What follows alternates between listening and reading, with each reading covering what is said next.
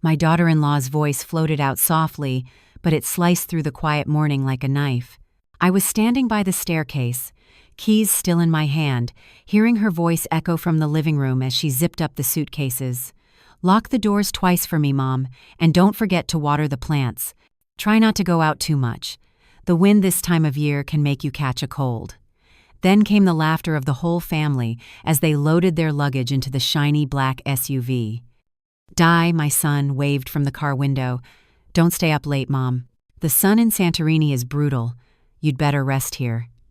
I nodded, saying nothing, just waved back, like every obedient mother in a perfect family portrait.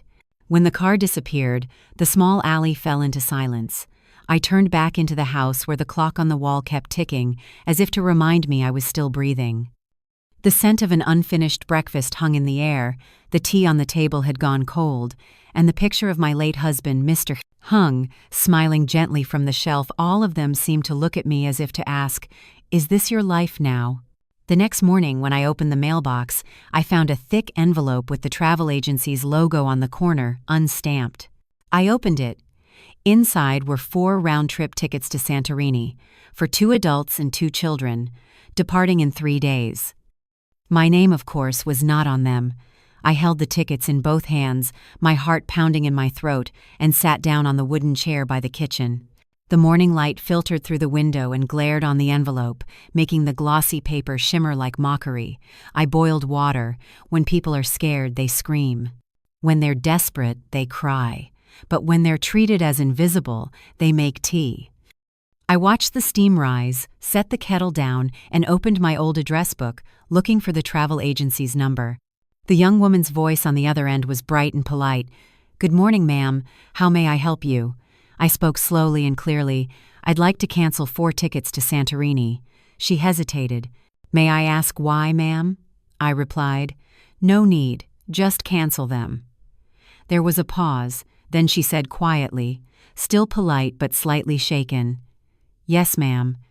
I wrote down the confirmation code on one of Mr. Hung's old notepads, the pen line trailing off the edge. My hand was still trembling when I set it down. I made another pot of tea, poured it into a cracked porcelain cup, and sat by the window again. The noon light glinted on his photo. He was still smiling, still young, still seemed to say, "If I were alive, they wouldn't dare treat you this way." I touched the frame's edge and smiled faintly, tiredly. "If you were here," I whispered, "maybe we'd be somewhere warm, not here." In the too quiet house, I could hear myself breathing. Suddenly, the silence wasn't peaceful anymore. It was heavy, like water. I stood up and opened the old wooden cabinet in the bedroom. In the deepest drawer, beneath stacks of utility bills, was my still valid passport. I placed it beside the crimson silk scarf he once gave me, its faint scent of camphor still lingering. And at that moment, I realized I had nothing left to wait for. No one needed me except myself. I sat down, opened my laptop, and searched for the nearest flight.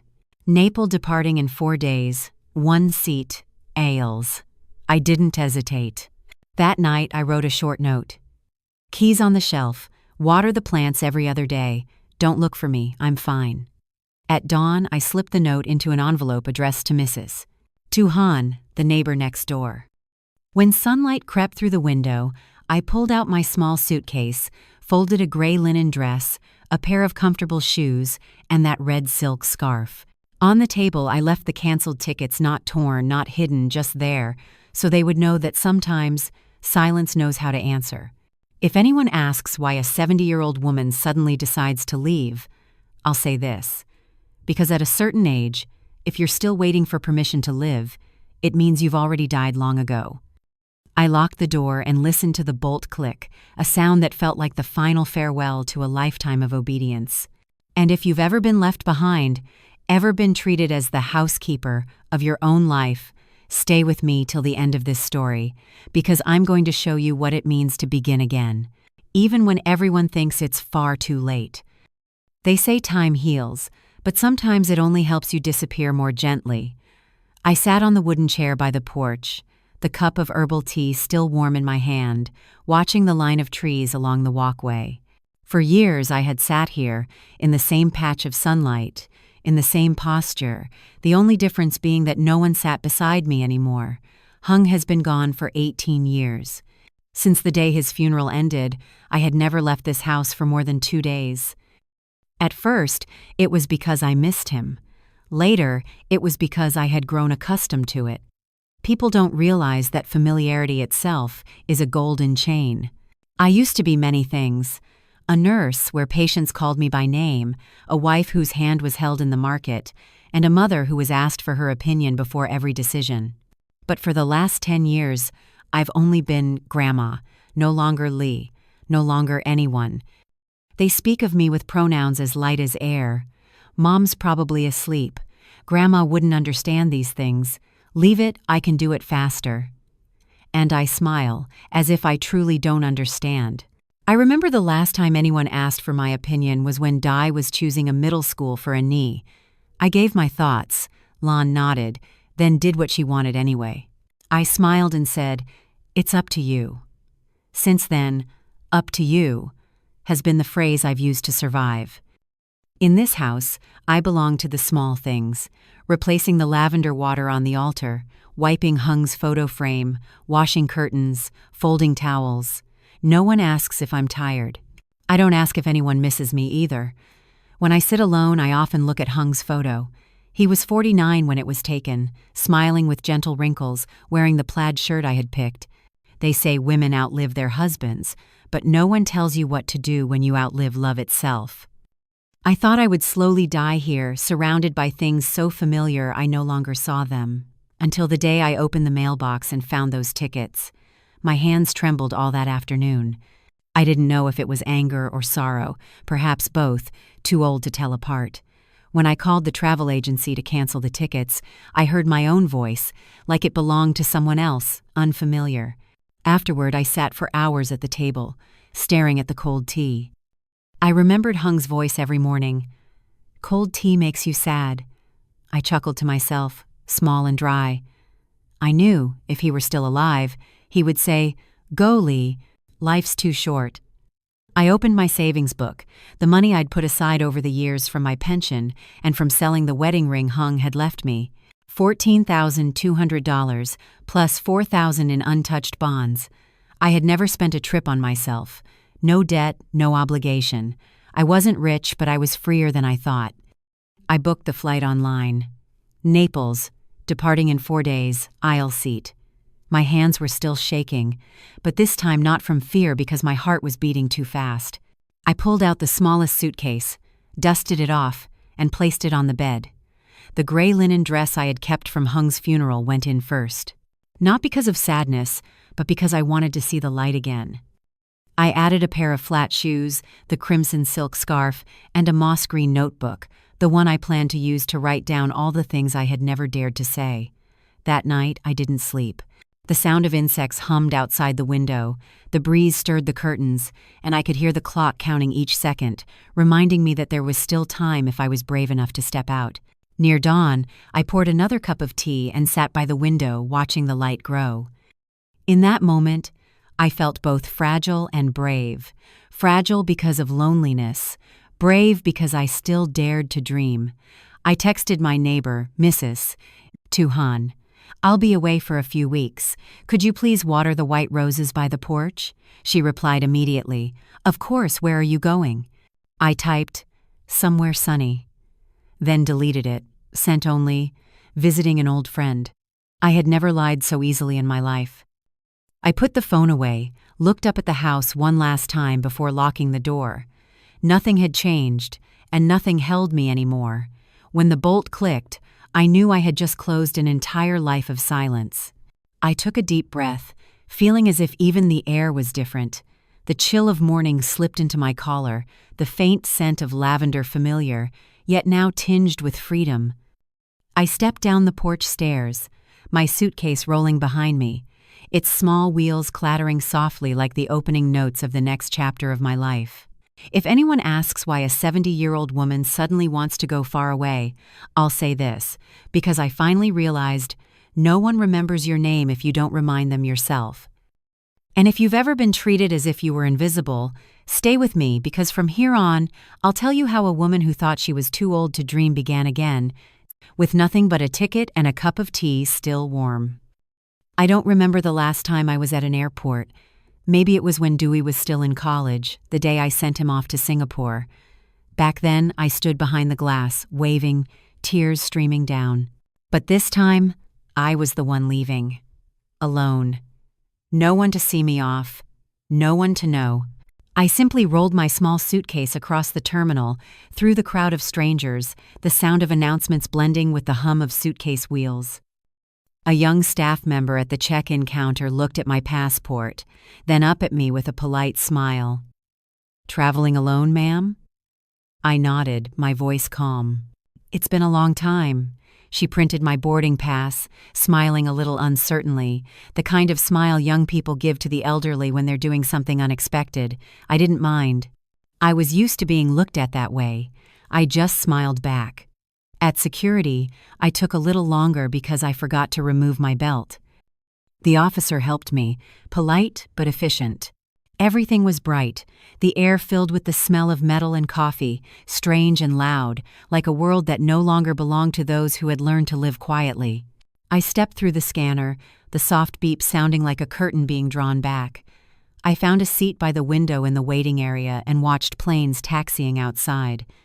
A middle-aged man in a gray shirt sat beside me, headphones in, his cologne faintly woody. We didn't speak, but for a moment I felt light. No one here knew who I was. No one called me Grandma.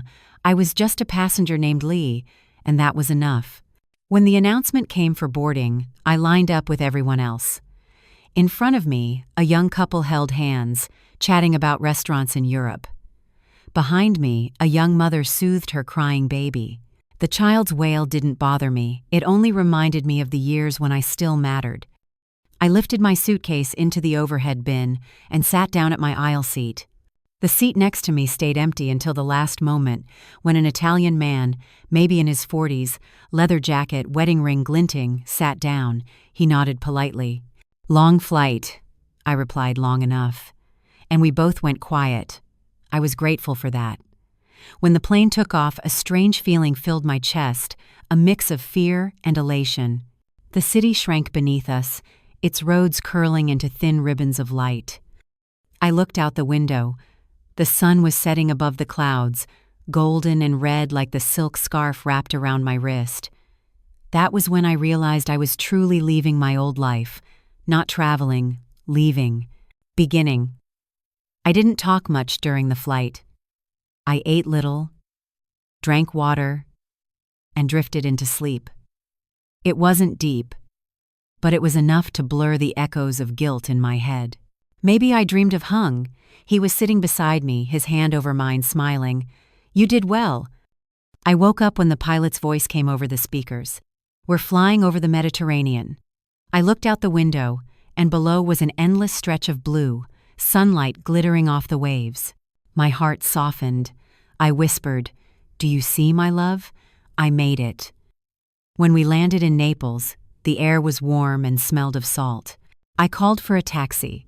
The driver was an old man with an Italian accent, talkative and kind. "Vacation, madam?" he asked. I smiled. In a way. I didn't have a clear itinerary, just one place to go, a small pensionnat on a street near the square, the cheapest room I could find, with a window facing the sea. The innkeeper, Teresa, greeted me with quick Italian and a warm smile. The staircase creaked, the walls were pale yellow, and the air smelled of lemon and soap. My room was small, but clean. A white bed, a small desk, and a window with an old iron grill. I set my suitcase down and opened the window. Sea wind rushed in, lifting the curtain. Down on the street came the sound of Vespa engines, voices calling, church bells ringing in the distance. I stood there, feeling as if I was standing just outside another life, quiet yet alive. I hung the red silk scarf on the wall hook. Its color stood out against the soft yellow room, a sign that I was still here. I didn't cry. I just sat on the edge of the bed, my hand resting lightly on the suitcase, still trembling, but no longer from fear. From learning to believing, I could still begin again. I poured a glass of water, raised it slightly, and whispered to myself, "Welcome back, Lee." Outside, the bells rang for 6 o'clock. Below, the smell of toasted bread drifted up from the bakery at the corner, warm and rich. I closed my eyes and listened to the rhythm of my heartbeat. For the first time in years, I felt no need for anyone's permission to feel alive. And if you've forgotten that feeling too, stay with me, because sometimes, to remember who you are, you have to go where no one ever thought you would dare to. On my first morning in Naples, I woke not because of an alarm, but because of the light spilling through the curtains, a strange light, thicker, yellower, and heavy with the smell of salt. I sat up, slowly folded the blanket, and felt lighter than I had in years. Maybe because, for the first time in 18 years, no one called out to ask if I'd eaten breakfast or to make them coffee. I wondered, so this is freedom? Then smiled, realizing how simple and how hard it was at the same time. I put on my gray linen dress and tied the red silk scarf around my wrist. In the mirror, my face carried a small but strange brightness, as if I had just awakened from a long sleep of obedience. I went down to the street. The sea breeze blew against me, carrying the scent of toasted bread and coffee. At the small cafe on the corner, I ordered a cappuccino and sat on the terrace. For the first time, I saw people not rushing anywhere. The waiter wiped tables unhurriedly. An old man read his newspaper beside me, and children chased pigeons down the square. No one looked at me, no one noticed me, and that, somehow, felt freeing. On the table, I took out a postcard with a picture of the Amalfi Coast that was sunny. I wrote, "Ani, the sky here is bluer than Grandma imagined. Don't forget your sunscreen before school. Love, Grandma." I didn't write to Du or Lan. The postcard was small and simple. No mention of where I was or why. I just wanted Ani to know I was still alive, still moving, still myself. As I was placing the stamp, a soft voice behind me said, "You use too much butter." I turned around. A woman with silver hair tied neatly back, sharp features, bright eyes behind thin glasses, was looking at me. Her accent carried a hint of French. I laughed. Better too much than too little. She raised an eyebrow and nodded. Yes. People always think we should use less of everything: salt, butter, emotions, youth. I smiled, and so we shared breakfast in silence, though it didn't feel distant. Her name was Clara, a 67-year-old Frenchwoman, a retired librarian from Marseille, widowed, traveling alone, to find what I left somewhere between the pages, she said. I told her I used to be a nurse. She nodded. Then both of us spent our lives taking care of others. The question is, have we ever taken care of ourselves? That question hovered between us all morning. We walked together down narrow streets leading toward the sea, with walls on both sides fading to yellow, and bougainvillea bursting with red over the gates. The sound of waves mixed with the sound of church bells and cheerful Italian chatter. I realized I had forgotten what it felt like to walk without purpose. Not to the market, not to buy medicine, not to pick anyone up. Just to walk because I had legs, and because the day was beautiful. When we reached a small square overlooking the bay, Clara said, "Take a picture of me." I lifted my phone. She stood tall, eyes looking out, her silver hair glowing in the light. I said, "You look like the main character of a film." She replied, "I've been a supporting character for too long." We both laughed, the sound carried by the wind. I saw myself in her laughter. In the afternoon, we had lunch at a tiny restaurant with only a few wooden tables and pots of fresh basil. Clara talked about her former students, the troublesome ones I loved the most, she said. I told her about my old patients, the ones whose hands I held through their pain. We both fell quiet when speaking of those who were gone. But the silence wasn't sad, it was warm.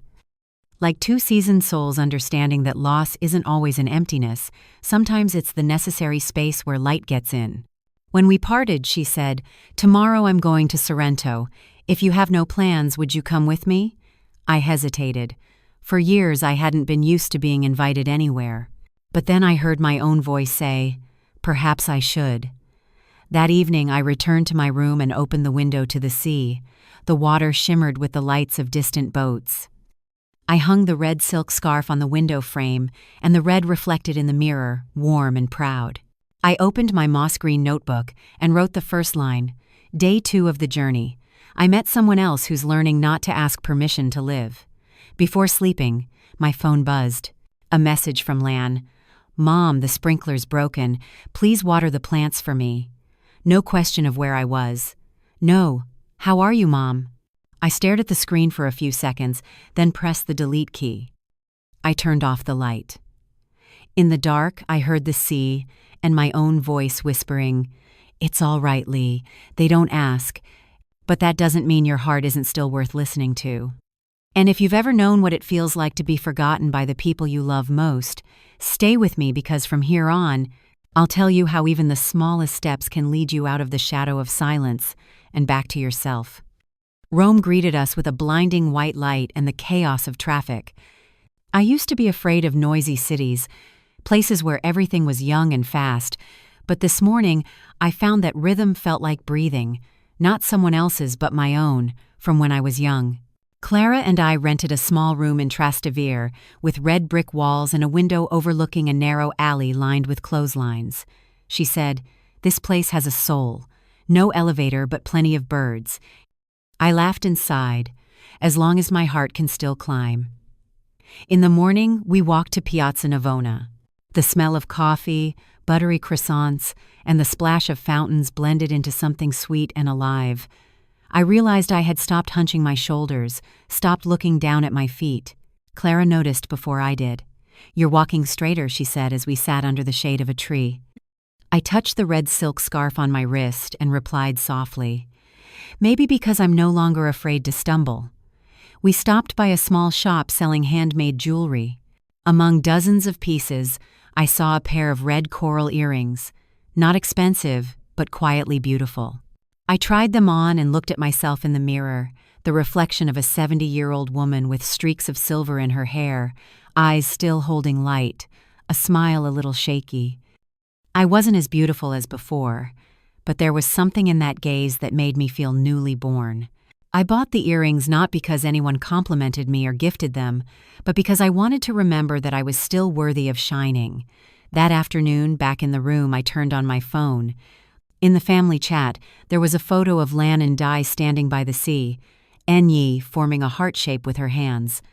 The caption below read, Missing Grandma here. I stared at it for a long time. No other words. No, what are you doing? Or, how are you? Just a shallow caption, as if written for a neighbor. I didn't reply. I let the message sit there, hollow. Maybe I too had once sent empty words like that, when I was too busy to look deeper. Clara knocked on the door. She was holding 2 small glasses of wine. We should toast, she said, to not drowning in habit. I laughed, the sound echoing in the small room. We clinked glasses. The red wine burned in my throat but warmed my chest. Outside the window, Rome at sunset glowed like an old postcard, with terracotta rooftops and pigeons swirling in circles. Clara told me about her youth, a love that lasted 30 years, without marriage or promises, just companionship until one of us had to go first. She said, I thought my life ended when he died, but it turns out I was only in the middle. I stayed quiet because I understood. We were both in the middle between what we'd lost and what was still waiting. That night, before bed, I wrote in my moss green notebook, Day 4. I bought red earrings. And I looked at myself in the mirror and couldn't recognize the woman who used to bow her head to avoid bothering anyone. Maybe I'm coming back. As I closed the notebook, my phone lit up with an email from Di. I opened it. Short, the way adult sons write when something feels off. Mom, I don't know where you are. I just want to ask, are you okay? If you're angry, please don't hesitate to express it. Don't stay silent. We're worried. I read it again and again. Not because I was moved, but because it felt strange. It was the first time in years he'd said, Mom, without adding Grandma. And yet, I didn't reply. I left the email unopened in my inbox. Not out of anger, but because I'd learned to live with my own silence. And this time, I wanted to use it as an answer. The next morning, Clara and I walked across the San Angelo Bridge. Beneath it, sunlight danced on the water like glass. I stopped and saw my reflection in the river, small, trembling, but clear. I whispered, not sure to whom, "Lee, you're still here." Clara turned. "Did you say something?" I shook my head. "No, I was just greeting an old friend." She smiled. "Then I hope she stays." I replied, "She's just learning how." If you've ever forgotten how to look at yourself in the mirror, stay with me. Because sometimes, all it takes is one steady glance to realize the woman you thought you'd lost was never gone. She was simply waiting for you to lift your head. We left Rome on a clear May morning. Clara said she wanted to go to Venice. "The city of souls that know how to swim," she joked, half serious, half not. I laughed and didn't ask further. Two women, far past the age of fearing being lost, we only needed to know where the light was and go there. The morning train left Termini slowly, its wheels humming, the window cracked open, the wind rushing in, carrying the scent of metal and coffee. I watched the golden fields slide away, feeling as if layers of my memories were peeling away behind me. When the train stopped in Venice, the water surrounded the city like a giant mirror. I stood still, gazing at the old rooftops and small boats rocking on the canals. I had read about this place in books, dreamed of it once, but always thought dreams were only for the young. Now here I was, silver-haired, trembling-handed, heart still beating. Clara said, "This place is for those who have lost something, because it teaches you how to float." I looked at her, understanding that both of us were learning how to float, even after thinking we might sink forever. That afternoon, we sat at a small cafe by the canal. The water reflected the sunset, gold slanting against the weathered walls. Clara pulled out a notebook and began sketching the silhouette of a gondolier. I asked, "Who are you drawing it for?" She shrugged. "For myself. I want to remember that these hands could still make something beautiful, not just wipe tables." Her words caught in my throat. I suddenly remembered that, at home, my own hands had grown used only to kettles and pruning shears. I had forgotten what it felt like to create something beautiful for myself. That night, I opened my moss-green notebook and wrote, "Day 6. I didn't ask anyone's permission before boarding this train, and for the first time in many years, I don't feel guilty." I smiled faintly.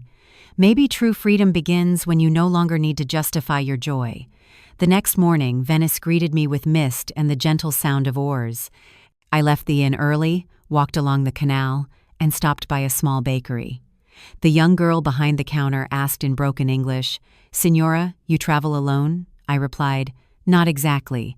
I'm traveling with myself." She didn't understand, but she just smiled, and I understood every word. I bought a small piece of tiramisu, ate it on the cold stone steps, watching pigeons gather around. When I returned, there was a new email from Lan. "Mom, the neighbors said you've been away for a while without telling anyone. Everyone's worried, and Nee keeps asking, 'Where are you?' I just want to make sure you're okay." I read it, but didn't reply. They weren't worried out of love. They were concerned because their familiar order had been disrupted. I wasn't angry. I just saw more clearly that the price of staying in one place too long is that people begin to believe you belong to waiting, not to yourself. That afternoon, Clara invited me to walk across the Rialto Bridge. Under the lights, people kissed, sang, took photos, and bought souvenirs. I stood in the middle of the bridge, hearing the waves hit the stones, a violin playing somewhere nearby.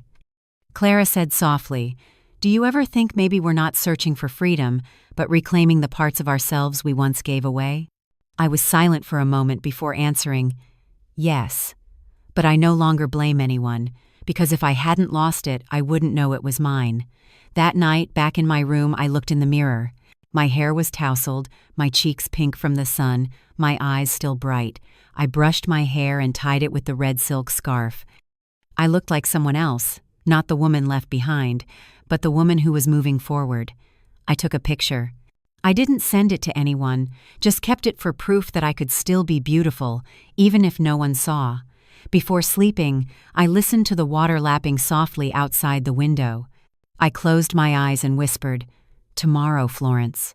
Another place, another chapter."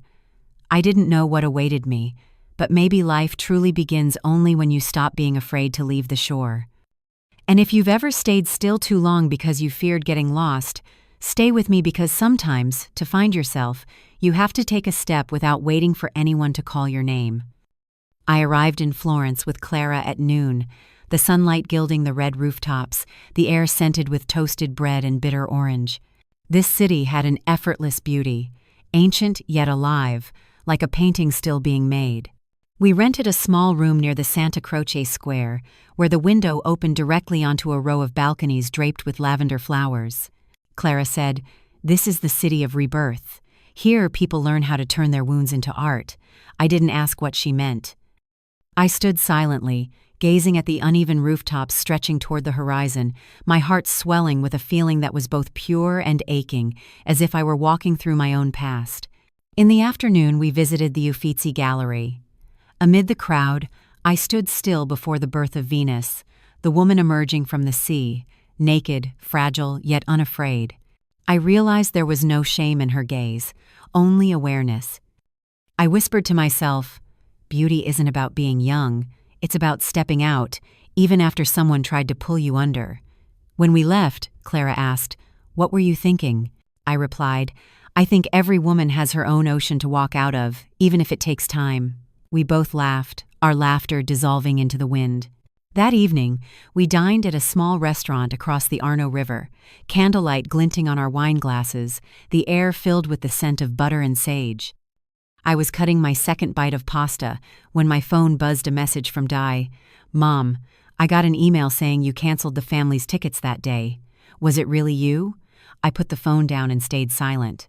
Clara looked at me, didn't ask, just poured more wine. After a few moments, I said softly, "Yes, it was me because I was tired of looking at tickets that never had my name on them." She nodded gently. "Good. People need to know they're no longer as cheap as an empty seat." I smiled, a bitter smile, but a free one. That night, I couldn't sleep. I opened my moss green notebook and wrote, "Day 7. I said no, by saying nothing at all. I sat there until near dawn, looking out the window. The city was still asleep, but the sky was turning a pale blue. In that stillness, I wrote a few more lines. "If anyone finds this, know that I didn't run away. I'm just finding my way back to myself." I tore the page out, folded it, and placed it in an empty envelope. I didn't write an address. No one needed to receive it. I just needed to write it, to see that I could finally admit it. The next morning, as I walked down the street, I slipped that letter into a mailbox near the square. No stamp, no name. It was simply part of the journey, the things once meant to be spoken but never heard. I walked away lighter, as if I had set down a stone that had weighed on my chest for years. Clara said, "Florence has its own way of healing. People don't have to apologize here. They just have to keep walking." I replied, "Maybe that's what I'm learning. And if you've ever written a letter in your head that you never sent, stay with me because sometimes it isn't others who need to hear it. It's your own heart that needs to speak." We left Florence on an early train, the sky gray and cool, the seat beside me rocking gently with the rhythm of the rails. Clara wanted to go to Lisbon. She said, "Every woman who has endured should have a city to begin again, and Lisbon is mine." I nodded, not asking why. I had learned that sometimes the most important things don't need to be explained. The train ride took nearly 2 days, through valleys, vineyards, and silence. When we arrived in Lisbon, a light rain was falling, the scent of salt and earth blending. The city was steep and shimmering, as if covered in music. We rented a room in a guest house with blue shutters overlooking a square where children played soccer and old men read newspapers. I sat by the window, watching people pass, each step carrying its own purpose, while I, for the first time in years, had nowhere to rush to. The next morning, Clara came down with a cold. She said, "I'm old now. Don't let me slow you down." I made her tea and told her to rest. She smiled. "You're still a nurse, aren't you?" I replied, "This time it's because I want to be, not because I have to." That made us both fall silent. I read by her bedside as sunlight streamed through the window, falling on the pages, on our hands. I realized some moments need nothing more than our presence to feel complete. That night, when Clara was asleep, I stepped out onto the balcony. Music drifted up from the street below, a fado so sad it was beautiful. A weathered but clear female voice sang of a woman left alone by the window, but no longer waiting. I leaned on the railing and let my tears fall not from pain, but because I saw myself in her song. A woman who once stayed and now simply wanted to live. When I returned to the room, my phone was glowing with 10 missed calls from Di, 7 unread messages, and 1 long email. I didn't open them. I just watched the notifications appear and fade like small waves breaking on the shore. I no longer needed to be defined by my absence. I didn't need to reply to prove I existed. I turned the phone face down, opened my notebook, and wrote, Day 8. I am still loved, only this time by myself. The next morning, when Clara felt better, she said she wanted to hear real fado. We found a small tavern tucked between 2 narrow alleys, lit by golden lamps and filled with the scent of grilled fish. A silver-haired woman began to sing, without a microphone or a spotlight, only the truth. I closed my eyes and listened as if it were my own heart singing, Sorrow is not meant to imprison, but to illuminate the path ahead. When we returned, I found a letter slipped under the door with Di's familiar handwriting. Just a few lines. Mom, if this is your way of punishing us, I understand now. Please come home. We were wrong. We didn't know we hurt you this much. I sat on the bed reading it over and over, then folded it carefully and placed it in the drawer. I wasn't angry, and I wasn't forgiving either. I just knew they were beginning to learn something. It took me a lifetime to understand that silence has its own voice. When Clara woke, she saw me by the window. She asked, What are you reading? I answered, an apology that came late. But maybe late is still better than never. Clara poured tea, handed me a cup, and said, You know you've grown when you can bear loneliness without resentment. I looked at her, smiled softly, and said, And when you can let others face their mistakes without explaining yours. If you've ever been left waiting by calls that no one answered, stay with me because sometimes your silence is the lesson the world needs to hear. We left Lisbon in the early morning, the air smelling of rain and ship smoke.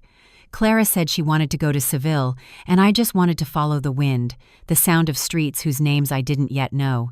The train rolled through olive fields, across low golden hills, and I saw my reflection in the window, not the woman who was left behind, but the one who was moving, willingly and freely. Seville greeted us with blazing light and heat rising from the pavement, white houses trimmed in green tiles, balconies heavy with orange blossoms.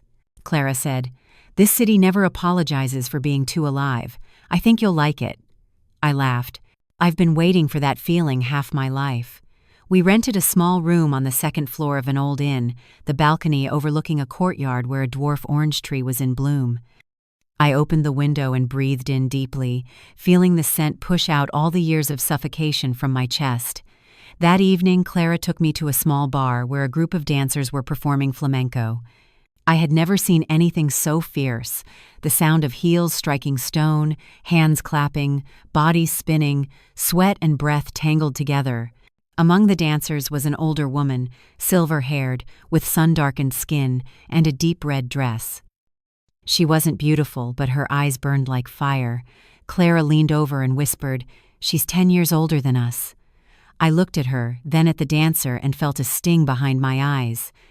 Maybe real vitality isn't in age, but in the courage to burn. When the performance ended, I stood and clapped for a long time. The woman bowed, her eyes sweeping across the room, and for a moment it felt as if she were looking straight at me, not with sympathy, but as if she were passing something on. That night I couldn't sleep. I opened the window. The wind carried the scent of oranges and the faint strum of a guitar. My phone buzzed a new message from Agni. Grandma, Dad said you've been away for a while, but I saw your photo in Lisbon. You looked so pretty. I drew it. Do you want to see? I smiled, my heart tightening gently, then opened the picture. It was a drawing of me standing on the balcony in Lisbon, one hand on the railing, head lifted, my hair caught in the wind. Beneath it, she had written, Grandma looks like she just found herself again. I began to cry, tears slipping down my neck, Not painful, but warm, tender. The next morning, I went to the market with Clara. Amid the stalls full of color, I saw a bright yellow scarf, the color of midsummer sunlight. I bought it without thinking, wrapped it around my neck, feeling as if I were putting on a declaration of love. Clara asked, "Is it for someone?" I replied, "No. I just want to remember that I was once radiant." That afternoon when we returned to our room, I rechecked my phone. There was a new voice message from Di. I tapped play and listened to his trembling voice. "Mom, I don't know what to say anymore. I don't want you to be angry. I'm just afraid you'll disappear. You were the one who kept our family calm, and now no one feels calm. If you can hear this, please just say one word so I know you're still there." I sat still. I wasn't angry, and I didn't feel vindicated. I just heard something in his voice I hadn't heard in years, the fear of losing the person he thought would always stay. I picked up the phone, pressed record, my voice rough but steady. "I'm still here, just not where you left me. If you want to find me again, you'll have to learn to look differently." I didn't send it. I saved the recording and wrote in my notebook, Day 9. I didn't leave to hurt them. I left so they could see me, for the first time, not through a teacup or the title Mother. When night fell, Clara brought wine to the balcony. We sat in silence, watching the city lights shimmer on the Guadalquivir River. She asked, "If they finally understand, will you go back?" I said, "I don't know. Maybe I will, but not as the one they call only when needed." She nodded softly. "Good. We weren't born to wait, but to move forward." The night breeze lifted the yellow scarf, and I thought perhaps this is how the sea sends letters. Through the scent of wind, through silence, through reminding us that sometimes forgiveness doesn't live in words, but in the courage to keep living. If you've ever stood between love and freedom, not knowing which to choose, stay with me, because sometimes real love only exists when you're brave enough to step out of the role others kept you in. The next morning, I woke to the sound of birds mingling with the strum of a guitar from the nearby square. Clara was sitting by the window, sipping coffee, her face peaceful like someone who had learned not to chase time. She said, "Let's go to Granada today. I want to see the Alhambra before my legs stop climbing." I laughed. "I thought you didn't believe in places people call sacred." She replied, "I only believe in places that make me feel small and still at peace." The train to Granada moved slowly, as if it knew two old women didn't want to rush. I sat by the window watching the hills lined with olive trees, red earth, and sunlight cutting through each bend. I thought about the letters unsent, the messages unanswered, the times I stayed silent, not out of pride, but because there was nothing left to explain. When we arrived, the city greeted us with a soft, gentle breeze and a dry wind, the scent of oranges lingering in the air. Our small inn sat on the hillside, with an old wooden door, slanted roof tiles, and a balcony overlooking the valley below. I stood there for a long time, taking a deep breath, feeling as if I had finally found my heartbeat again after years of living by duty. In the afternoon, we climbed the slope up to the Alhambra. Sunlight streamed through ancient arches, spilling across the stone walls, shimmering like water. I touched the wall, cold, rough, but full of life. Clara whispered, "What do you see?" I replied, "I am 70 years old and still capable of wonder." On the way back down, I opened my phone. A message from an E. "Grandma, Dad is changing. He keeps reading your letter. He says you're not angry, just tired. I told him you're not tired, you're living." I read it and laughed, warmth blooming in my chest. That night, back in the room, I opened my moss-green notebook and wrote, Day 10. People only understand love when it's silent. I don't need to prove forgiveness. I just need to know I've stopped resenting. I closed the notebook and stepped onto the balcony. The wind moved through my hair, carrying the sound of distant church bells. Clara came out, handed me a glass of wine, and said, "Do you hear it? This city breathes in peace." I nodded. Maybe because those who once hurt chose to stay and not run. We sat there drinking quietly, each holding our own memories but sharing the same feeling. Peace is a sound that doesn't need a name. When Clara went to sleep, I stayed by the window, turned on my phone, and opened the unread messages. I deleted a few, kept one a voice note from Di, hoarse and sincere. "Mom, if you can hear this, just say you're okay." I pressed record and whispered, "I'm okay. I'm still your mother, just different, because I've remembered I'm also Lay." I sent it, then set the phone down, watching the moonlight shimmer on the tiled roofs. In that moment, I understood something clearly. Silence was no longer the shelter of loneliness, but the home of those who had learned to rise after being forgotten. And if you've ever stayed quiet only because you feared no one would listen, stay with me, because one day, that very silence will become the loudest sound, telling the world that you lived, and that you lived fully. We left Granada on an early bus. Clara rested her head against the window, eyes half closed, while I watched the hills fade into the distance. She murmured in a half-dream, "I want to see the sea one more time." I whispered back, "We'll go to Cadiz." The southern sea appeared by afternoon, a deep blue salty expanse, with a scent of sunburnt air. We found a small inn by the harbor, a simple room, but with windows open to the wind. That evening I went to the shore.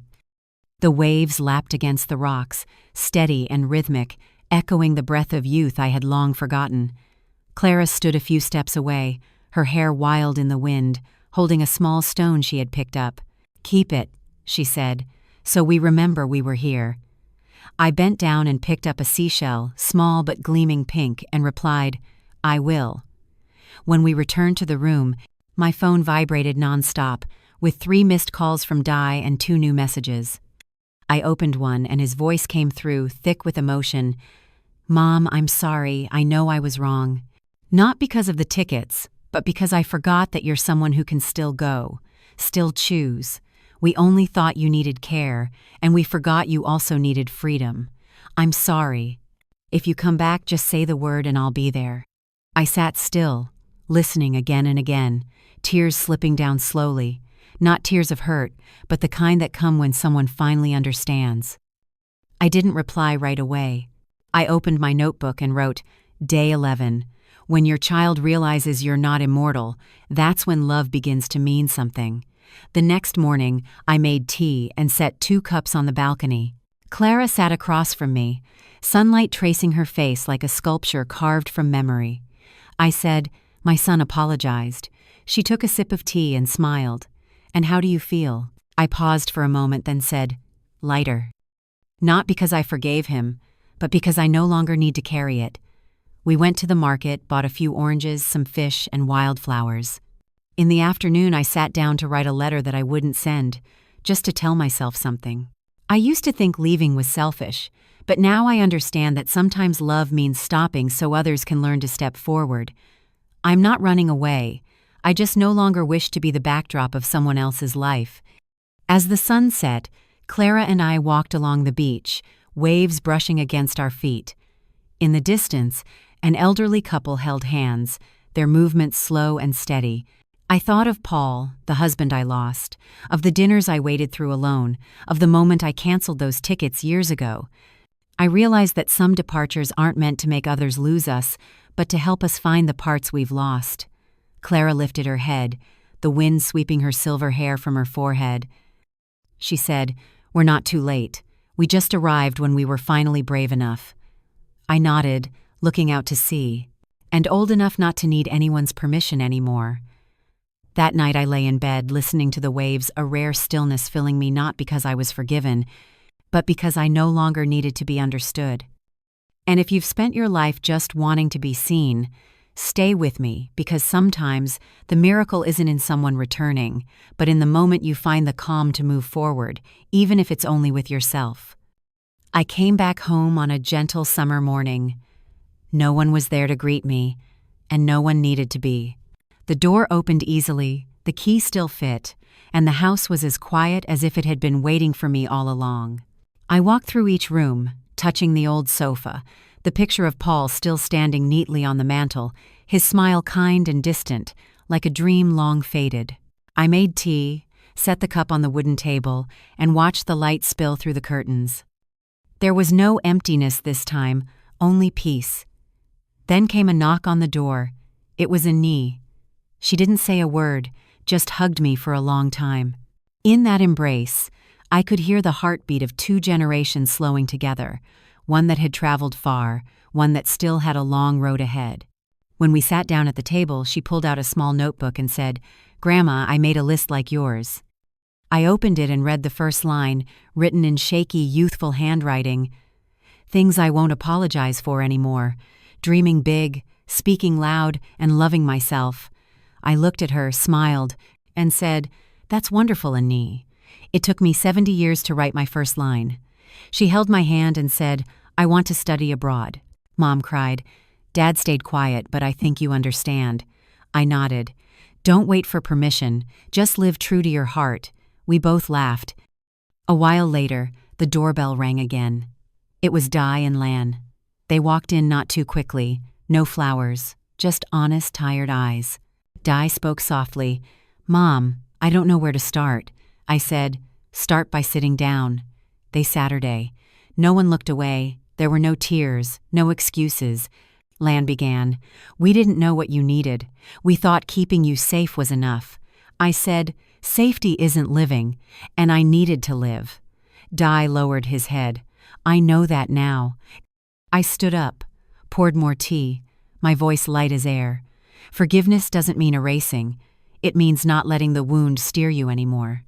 They stayed silent, but I knew they understood. In the afternoon, as they were leaving, Di turned at the door and handed me an envelope. "New tickets, in case you want to travel again, but this time your name is at the top." I didn't open it, just smiled. "Leave it there. I'm not done with this place yet." When the house grew quiet again, I stepped out onto the porch. The sun was leaning west, birds cutting across the sky like they were sketching my own way home. I opened my moss-green notebook and wrote the final line, Day 12. I didn't come back to become old again, but to prove that going far can also mean returning to myself. I was once a wife, a mother, a grandmother. Now I am Lee, and Lee still has dreams. I set down my pen. The wind flipped open an old page where I had once written, "Don't wait to be loved before you live." I reread it, smiled, then gently closed the notebook. In the small house, the scent of herbal tea drifted through the room, blending with the sound of Annie's laughter in the yard. I leaned back in my chair, closed my eyes, and heard my heart whisper, "It's never too late to begin again." And if you're hearing this story and once thought it was too late to change your life, believe me, so long as you're still breathing, so long as you remember your name, there is still a train you haven't taken, a dream waiting just beyond the door. Share this story if you believe happiness can come even in the later years, and don't forget to subscribe for more journeys of starting over here on Begin Again Stories.